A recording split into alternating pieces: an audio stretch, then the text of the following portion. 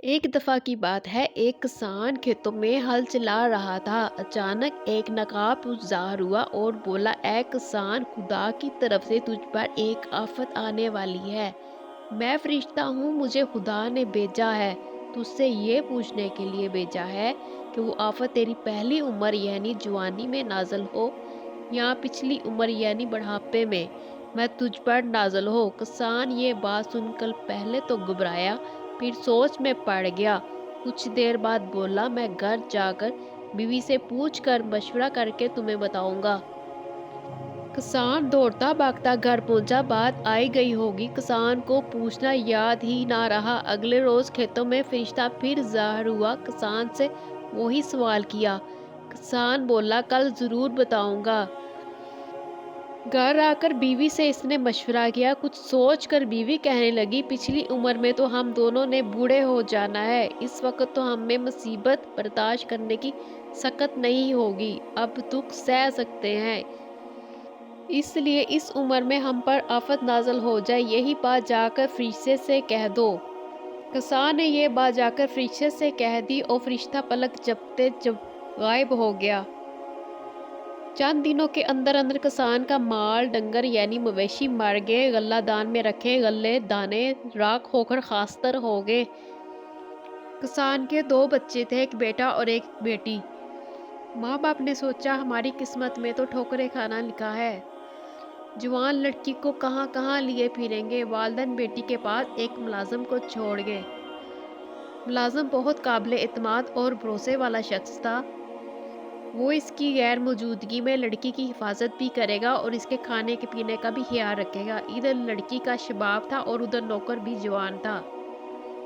ये तो बिल्ली से चिचड़ों की रखवाली वाला मामला था। एक रोज लड़की चारपाई के ओट करके नहाने के लिए बैठी। इस जमाने में औरतें लस्सी से अपना गुस्ल किया करती थी। इसने नौकर को आवाज देकर कहा, वे खटाई फड़ा यानी लस्सी दो। नौकर ने लस्सी का मटका इसकी तरफ बढ़ाया तो लड़की ने चारपाई के पीछे से बाजू बढ़ाई। जूं ही इसकी नजर गोरी चिट्टी बाजू पर पड़ी तो इसका दिल बेअमान हो गया। आंगन में नीम का दरख्त लगा हुआ था। जब रात हुई तो नौकर दरख्त पर चढ़कर बैठ गया। लड़की ने रात के अंधेरे में किसी को पेड़ पर चढ़ते देखा तो पुकार कर बोली कि कौन है, जिन है या परी है। नौकर टहनियों में अटका हुआ बोला, ना मैं जीन हूँ ना मैं परी हूँ, मैं तो खाक का पुतला हूँ, तेरा नौकर हूँ और अब तेरा आशिक हूँ, तेरे मिलन का तलबगार हूँ। ये सुनकर लड़की बोली, मेरे हाथ में नंगी तलवार है, मैं तुझे काट कर टुकड़े टुकड़े कर दूंगी। ओ दो टके के नौकर, चल दफा हो जा, यहाँ से भाग जा। ये सुनकर तो नौकर के तन बदन में आग लगी। नीम से चुपचाप उतरा और बोला, याद रखना ए लड़की, मैं तुझसे इसका बदला जरूर लूंगा। ये सुनकर लापरवाही से कहने लगी, जा जा बदला लेने वाला। दूसरे गांव में लड़की के बाप के पास जा पहुंचा। नौकर ने बुहतान बांधा कि आपकी बेटी रखने के काबिल नहीं। इसके भाई ने सुना तो तन बदन में आग लगी और उठ खड़ा हुआ। बाप ने बहुत रोका लेकिन वो ना रुका। घोड़े पर सवार होकर एड़ लगाई और सीधा बहन के पास जा पहुंचा। जब बहन के पास भाई आया तो बहन बहुत खुश हुई। अब बहन हैरान थी, भाई इससे सीधे मुंह बात क्यों नहीं कर रहा। वो भाई घोड़े का मुंह दूसरी तरफ मोड़ लेता, वो जिधर खड़ी होती तो दूसरी तरफ मुंह मोड़ लेता। भाई ने कहा, जो चीज़ लेनी है उठा लो और मेरे साथ चलो। तो बहन और बहुत ज़्यादा हैरान हुई। उसने कहा, भाई कहाँ जाना है। बहन ने जल्दी जल्दी गहना लत्ता गठरी में बांधा और भाई के पीछे घोड़े पर सवार हो गई। रास्ते में एक घना जंगल आया। जब वो जंगल के बीचों बीच पहुंचे तो भाई ने बहाने से अपनी अंगूठी यानी नीचे फेंकी और कहा कि मेरी अंगूठी गुम हो गई है, तुम जरा नीचे उतर कर जरा ढूंढना। वो अब बहन नीचे उतरी और ढूंढने लगी तो भाई ने फौरन घोड़े को एड़ लगाई और घोड़ा देखते ही देखते सवार समेत हवा हो गया। बहन घड़ी देखती रह गई। पहले तो इसकी समझ में ही ना आया कि इसका भाई इसे जंगल में ऐसे वहशी दरिंदों का नवाला बनने के लिए क्यों छोड़ गया। जब गौर किया तो फौरन बात समझ में आ गई कि जरूर इस कमबख्त नौकर का किया धरा है। उसकी बात याद आई। उसने कहा था मैं इसका बदला लूंगा। अब वो समझ गई। थोड़ी देर पर वहां एक इंसान को देखा तो उसकी जान में जान आई।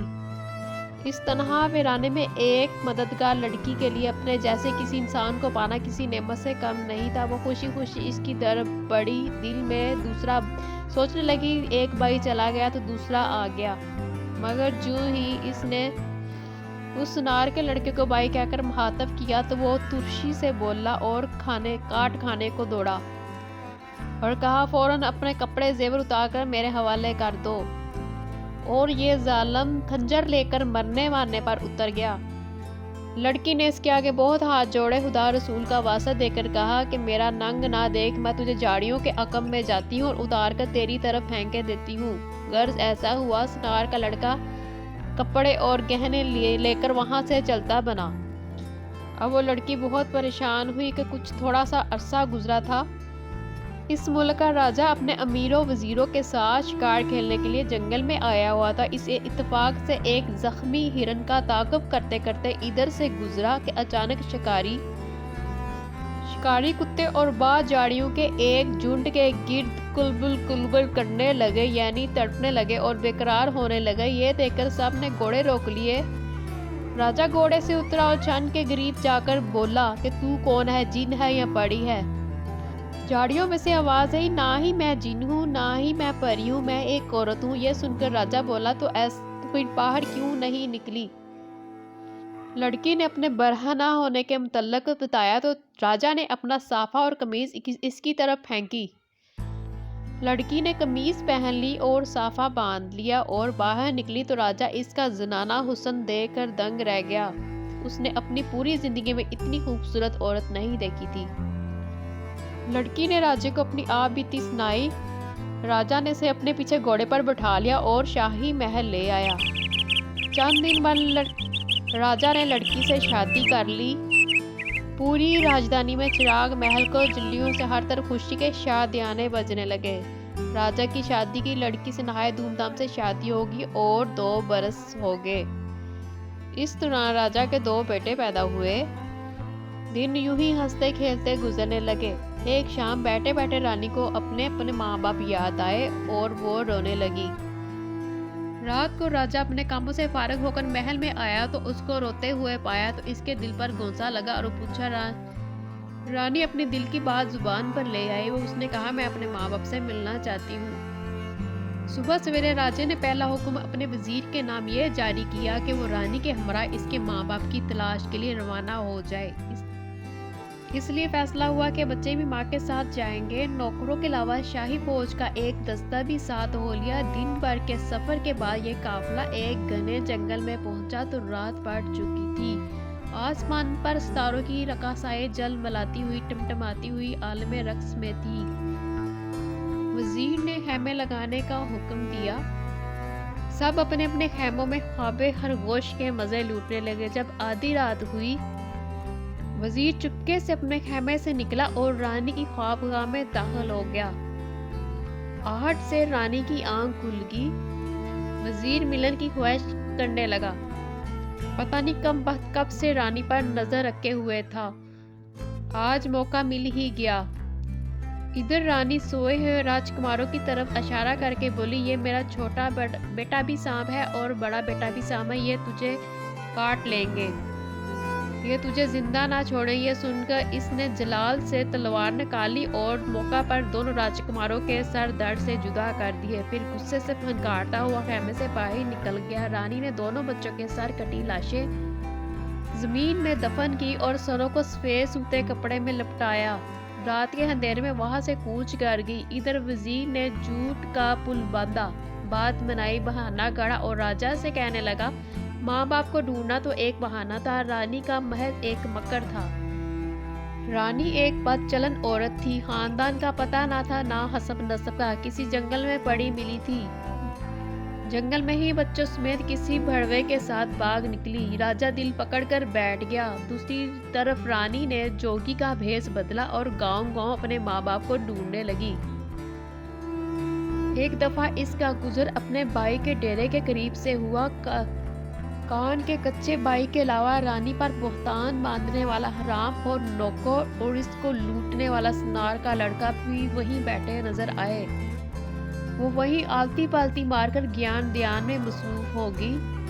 अब देखते ही देखते वहां पर बारिश होने लगी। डेरे में मौजूद कुछ लोग एक दूसरे से कहने लगे, अरे बाबा, बाहर एक साधु धूनी मारे बैठे हैं, बारिश में भीग रहे हैं, जरा जाओ इन्हें भी यहीं ले आओ। ये सुनकर 2-3 आदमी उठ के बाहर गए और बड़े अदबो एहतराम से जोगी को अंदर ले आए। कुछ देर तो खामोशी रही। एक शख्स ने सकूत तोड़ा और कहा, ए ज्ञानी, ए दिया के सागर, अब हमारे बीच में बैठे हैं, कोई बात कीजिए। आपने संसार देखा है, गांठ पानी पिया हुआ है, कोई अपनी आप बीती जग बीती सुनाइए ताकि अच्छा वक्त गुजरे। अब उस जोगी ने अपनी मर्दाना आवाज में कहा, कहानी सुनाने को तो मैं सुना दूं, लेकिन यहाँ पर 2 कत्ल हो जाएंगे। ये सुनकर हाजरीन पर तजस्सुस बढ़ गया और सब एक जुबान होकर बोले, अब तो हम ये जरूर सुनना चाहेंगे। अब रानी अपने मर्दाना लबो लहजे में बोली, लेकिन मेरी एक शर्त है, अगर किसी को कोई हाजत है तो अभी रफा कर लो, कहानी के बीच में कोई शख्स उठकर नहीं जाएगा। ये सुनकर चंद लोग रफा हाजत के लिए चले गए। जब वापस आए तो साधु यानी किसान की बेटी ने अपनी आप बीती सुनानी शुरू कर दी। जब इसके मिलन का ताल्लुक हुआ तो नौकर के बारे में सारी हकीकत बताई, कैसे इसके इनकार करने पर उसने धमकी दी। अब नौकर वहां पर जो बैठा था वो अब बहाने से उठकर जाना चाहा, लोगों ने उसको रोका। चूंकि किसान के बेटे यानी रानी के भाई पर हकीकत खुल चुकी थी, वो उठा, तलवार ली, म्यान से निकाली और नौकर का तन सर से जुदा कर दिया। फिर भी उसने अपनी कहानी जारी रखी। बहन को बीच जंगल तन्हा छोड़कर जाता है। उस सुनार का लड़का बेयारो मददगार लड़की की मजबूरी से फायदा उठाकर इसको लूट कर रफो चक्कर हो जाता है, इसके गहने कपड़े लूट लेता है। सुनार के लड़के का भी माथा ठंका, वो भी उठना चाहा तो उसको भी लोगों ने रोका। किसान के बेटे ने तलवार लहराई, उसका भी सर तन से जुदा कर दिया। धड़ कहीं पड़ा था और सर कहीं। अब कहानी और आगे बढ़ी। राजे से शादी और वजीर की बदनीयत होने और दोनों राजकुमारों के कत्ल का जिक्र हुआ। फिर साधु बनकर डेरे पर कहानी सुनाने का जिक्र हुआ तो रानी ने पर्दा उठा दिया और अपनी हकीकत जाहिर कर दी। किसान के बेटे ने अपनी बहन को पहचान लिया, उठकर अपनी बहन को गले लगाकर खूब रोया और इसको अपने किए की माफी मांगी। रानी ने अपनी माँ बाप से भी मुलाकात की। बेटी को देखने के लिए जाने कब से इनकी आंखें दोनों बेटे के कटे हुए सर इनको दिखाए और कलेजा थाम कर रह गए। माँ ने बैन किए और बाप की आंखों से आंसुओं की जड़ी लग गई। चंद दिन बाद वो लोग बेटी को लेकर राजे के दरबार में पहुंचे। वजीर ने राजे के आगे तल्लक दरियाफत किया, झूठ सच लगाया हुआ था और फोल वका हुआ था। वजीर ने मलका को बहुत बदचलन जाहिर किया था। अब जो सामने रानी को देखा तो पुरानी सोबतें याद आई, आंख भर आई, मुंह फेर लिया। जब रानी ने राजा की ये बेरुखी देखी तो दिल पकड़ लिया। आखिर माँ बाप बहन भाई की ढारस बनाने पर उठी, दिल कड़ा किया और भरे दरबार में अलिफ से लेकर ये तक सारी कहानी सुनाई। जब राजकुमारों के कटे हुए सर दिखाए तो सब ने वजीर पर थू थू की।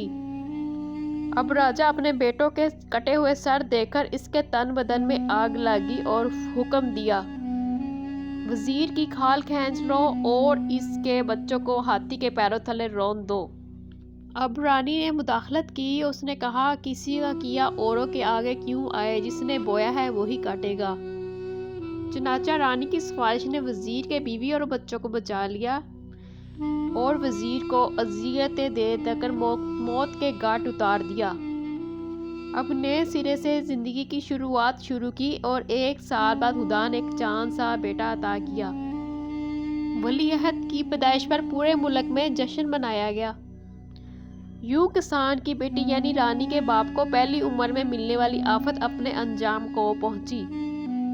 इस तरह की मज़े की वीडियो देखना चाहते हैं तो चैनल को सब्सक्राइब करें, लाइक करें और बेल आइकॉन को दबा दें ताकि आने वाली हर न्यू वीडियो का नोटिफिकेशन आपको मिल सके।